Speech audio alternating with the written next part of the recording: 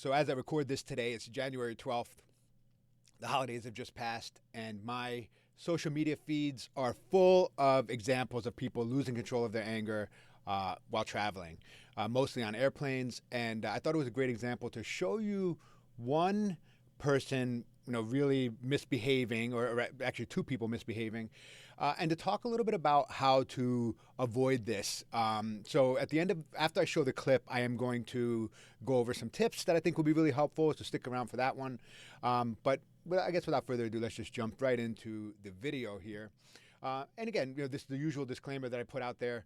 When these videos are recorded, they start when they start. So the person recording saw this conflict developing and decided it was time to take a record of it, but unfortunately they didn't catch the very beginning. So we're going to have to infer a little bit about what's going on just from the context here. So it seems like this is a confrontation between two passengers on an airplane before takeoff that escalates to the point where staff has to get involved. So let's just take a listen and see what happens. Show me something. Whatever makes you feel manly. Or what? You gonna show me how manly you So it's pretty far along if there's already this kind of language. Unplug my charger there. You want me to do that? against my leg. You want me to do that I'm shit in to your you? seat. Shut the fuck up. Or what? Excuse me, I'm sorry, sir. All right, so just wanted to point out a couple of signs of the escalating mindset that's going on here. You hear some repetition, use of pretty foul and aggressive language, and both people are going back and forth and getting very repetitive. It's just all the hallmarks of somebody who is in that or approaching that fight or flight mindset. Yeah, this bitch over here. I haven't done anything to him. Nah, what you mean you ain't do nothing? Karen.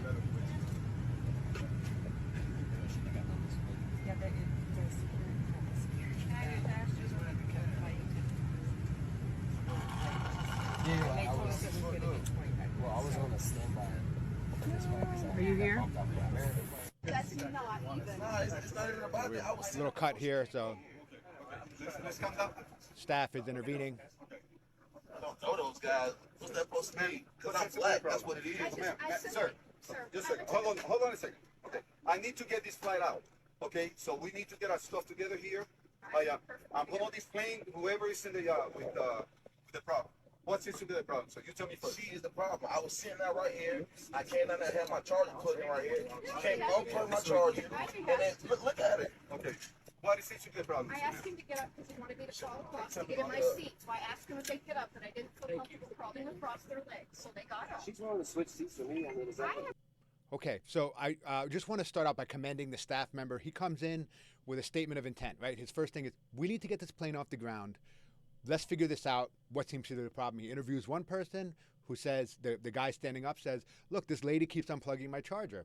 And then he interviews her, and she has a complaint as well. She's minimizing, basically saying, no, that didn't happen.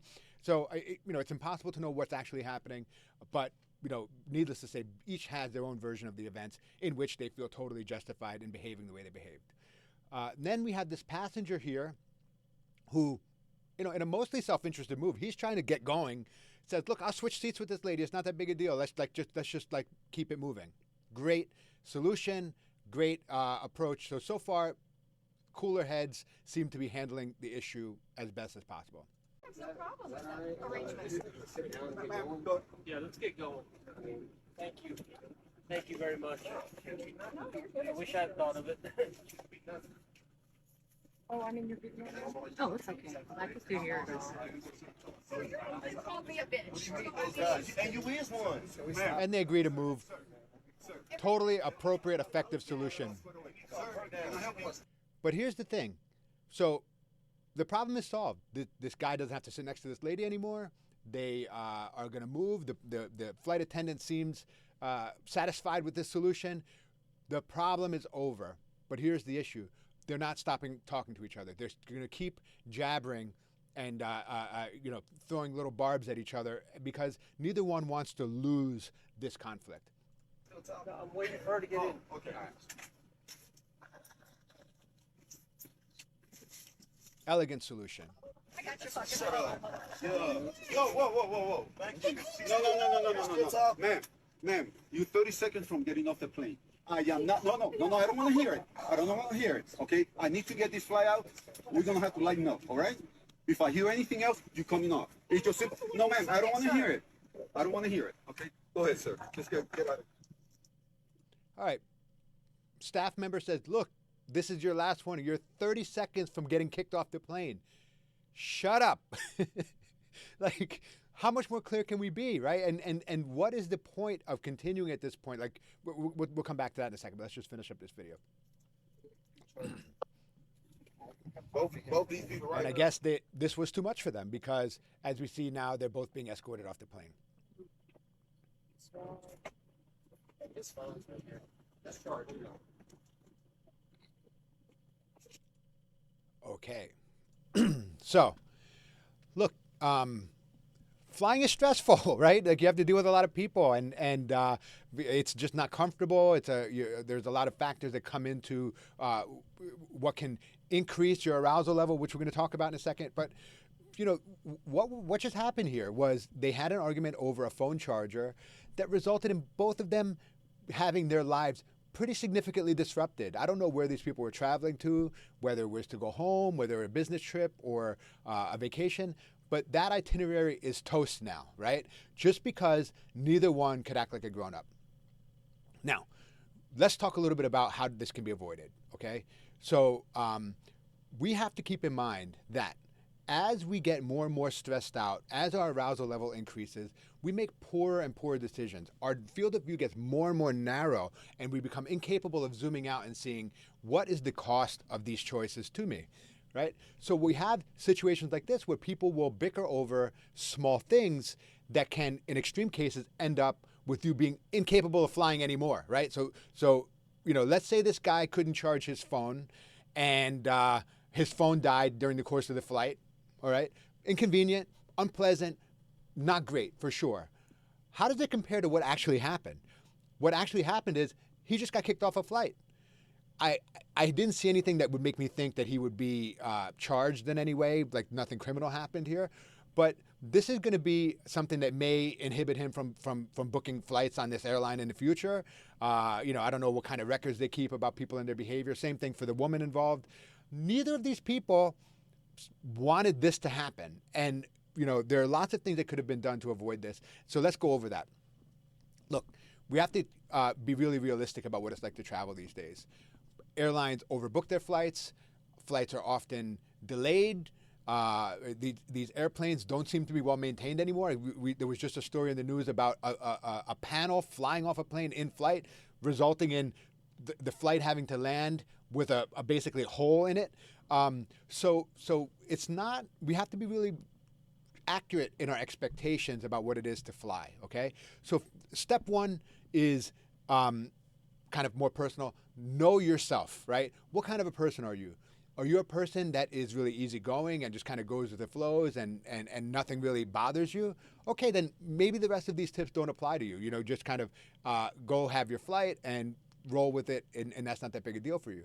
But if you're a person who's very type A, who wants everything to go a certain way, who is maybe easily stressed, you need to know that about yourself and maybe have somebody come along with you that is better at handling conflict to do those things for you. Maybe make different decisions about your itinerary and how you book things, which we're going to talk about in a second, to reduce your overall stress level. Also, coming back to that expectation, be honest with yourself about what you're going to get into and what are the potential costs, right? Let's say you go to the airport and you find out your flight has been delayed. Okay, what is that really going to cost you? It's unpleasant. It sucks. Yeah, those things are all true. But ultimately, it's an inconvenience, right? It's not a life-changing event. It's not an atrocity. It just is annoying and shitty, all right? And so what do we need to do? We just need to tolerate it most of the time. We can avoid a lot of the stress related to traveling by making smart plans, right? If you have to buy the very cheapest flight that's going to have two connections, and those connections are 15 minutes apart, maybe don't go on that trip, or maybe pay a little extra for a more expensive ticket that's a direct flight. Reduce the entry points for chaos in your travel itinerary, because those things are going to wreck your day. If you are scheduling yourself too tight, you're signing up for a high likelihood of problems. Leave early for the airport. Be there way in advance. You don't want to have to be, running to the gate at the last minute. You don't want to have to, hit a snag in security or in the ticketing office that may make you late for your flight. And also, do the smart thing and just check your flight the week beforehand. A lot of times these airlines make last minute itinerary changes that can kind of derange your plans. And you can usually know about that by checking their website or getting the text reminders and that kind of thing. Be informed, all right? So these all fall into the category of making smart plans. Know what's happening with your flight, give yourself plenty of time to get to your gate, and try to, even if it costs a little more, try to book a flight with the fewest possible connections, because with the state of air travel these days, you're just very likely to have problems that can mess you up. Next, set your expectations, right? When you go to the airline, it would be nice if things ran on time, if people were courteous to each other, if the staff was polite and friendly, but that's not what you're going to face. What you're going to face are lots of people who are stressed out because they're traveling, and it's maybe they're dealing with their kids, and maybe they're schlepping around their bags, maybe they're running late, maybe their flight is delayed. You have disgruntled employees who aren't going to be necessarily the sweetest and kindest. So be prepared to deal with all of those things.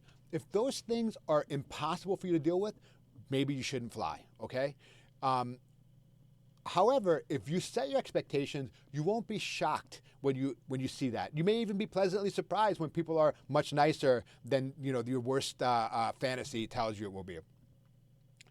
And the last thing is to understand reality, okay? When we are uncomfortable, when we are frustrated, what is the likely outcome of behavior like what we just witnessed in this video? There is not some extra plane that they keep in the back of the airport that is unlocked by being rude to the staff member.